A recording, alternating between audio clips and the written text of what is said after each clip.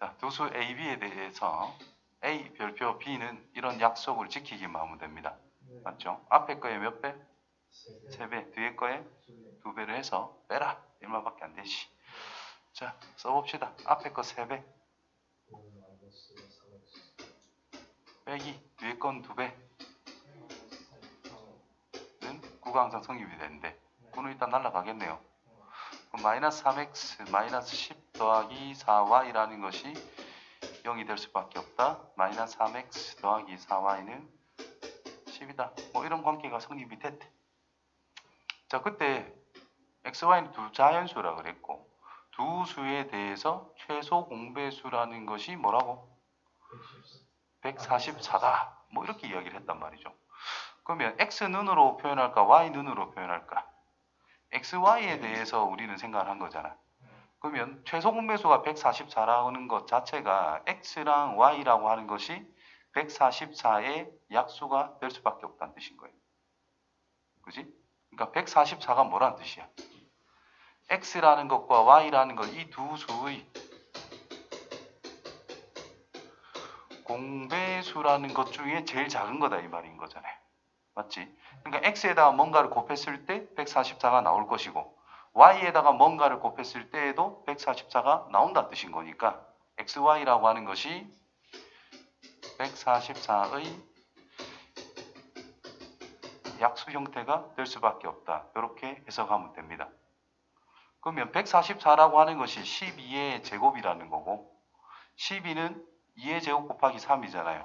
그래서 소인수분해를 해보면 2의 4제곱 곱하기 3의 제곱으로 표현이 되니까 약수가 어떤 숫자인지를 조금은 유추하기가 좋게 표현을 한 거다. 이런 뜻이 되겠죠.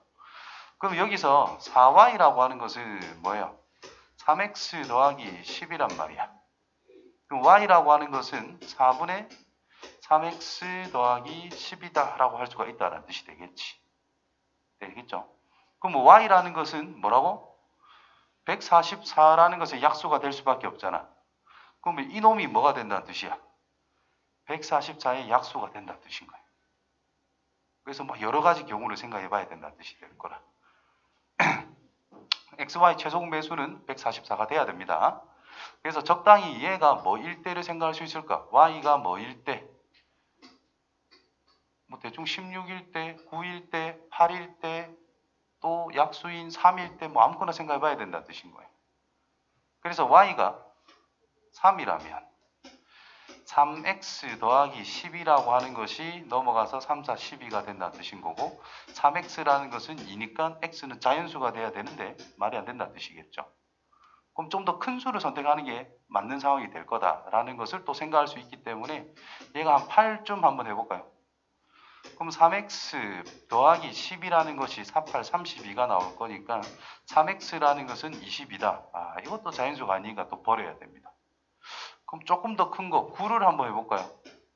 그러면 3x 더하기 10이 4, 9, 36이 되는 거니까 3x는 26? 또 안 돼. 여러 가지 또 해봐야 돼. 그럼 16일 때 한번 해볼까? 그러면 3x 더하기 10이라는 것이 16 곱하면 64인가? 그럼 3x라는 것은 54, 5x는 18 이렇게 찾을 수가 있다는 거죠. 그러면 y가 16이고 x라고 하는 것이 18이라면 소인수분의 2의 4제곱 얘는 2 곱하기 3의 제곱 이 둘에 대한 최소 공배수는 144 이게 맞아 떨어지고 있다 이 말인 거겠지. 그렇다면 얘가 답이 될 수밖에 없다 이 말 아니겠냐. 그래서 18에서 16을 빼라 했으니까 2번이 되겠죠.